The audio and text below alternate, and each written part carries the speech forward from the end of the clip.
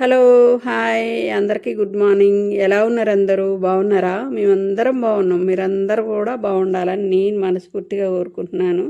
So ఈ mini blog నిన్నటి evening mini blog అనమాట. అయితే మీలో ఎంతమంది అమావాస్య రోజు నాన్ వెజ్ తినకుండా పాటిస్తారు? కామెంట్ సెక్షన్లో చెప్పండి. ఇంకా నేనైతే రీసెంట్గానే తెలుసుకున్నాను అనమాట. అంటే అమావాస్య రోజు అసలు నాన్ వెజ్ తినకూడదంట. నాన్ వెజ్ తింటే కొంచెం హెల్త్ ప్రాబ్లమ్స్ అవి ఇవి వస్తాయని తెలుసుకున్నాను అనమాట. అందుకని చెప్పేసి అసలు నాన్ వెజ్ వండొద్దనే ఫిక్స్ అయినా నిన్న. ఇక నేను వండట్లేదు కదా ఎలాగో అని చెప్పేసి మా వారు బయటికి వెళ్ళినమాట తినడానికి. మేము మధ్యాహ్నం అయితే వేరే కర్రీస్ ఉంటే తిన్నాం అనమాట. ఆలుగడ్డ కర్రీ అవన్నీ ఉంటే నేను పిల్లలు తినేసినాం.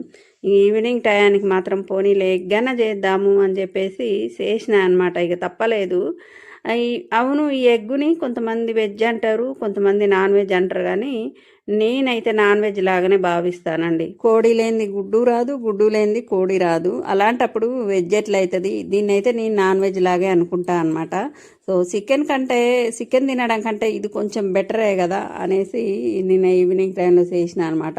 ఒక 3 ఉన్నాయి ఇంట్లో ఎగ్స్, అప్పటికప్పుడు రెడీగా. వాటిని మంచిగా ఉడకబెట్టేసి ఫ్రై చేసిన, పైన ఉప్పు కారం కొంచెం గరం మసాలా వేసిన అనమాట. సో అయిపోయింది. ఎగ్ ఫ్రై చాలా సింపుల్గా రెడీ అయిపోయింది అనమాట. మా పిల్లలకి అప్పుడప్పుడు ఇక నాన్ వెజ్ లేదు అన్న ఫీలింగ్ లేకుండా మాకు ముగ్గురికే, నాకు మా పిల్లలకి అనమాట. ఇంకా మా ఆయన బోలెడంత ఎగ్ కర్రీ రోటీస్ తీసుకొచ్చిండు.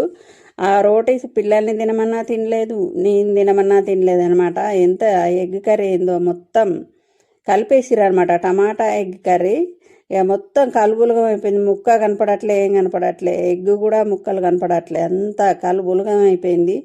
అది కొంచెం నీసు వాసన ఉండేటట్టే ఉంది అని చెప్పేసి మేమైతే దగ్గరకు కూడా అనేలే. ఇక ఆయనే తింటాలే అని చెప్పేసి ఆయన భాగం ఆయనకు పక్కకు పెట్టేసినాం. మేమైతే మంచిగా ఎగ్ కర్రీ చేసుకుని తిన్నాం అనమాట. సో ఈవినింగ్ టైంలో దీపం పెట్టాను అనమాట. ఇక దీపం కొండెక్కిన తర్వాత మొత్తం మంచిగా పూజ సామాన్లన్నీ కడిగి పూజించి పెట్టుకున్నాను. నెక్స్ట్ డే అంటే ఈ రోజు మండే కోసం అయితే మీకు ఒక చక్కటి అవకాశాన్ని తీసుకొచ్చానండి.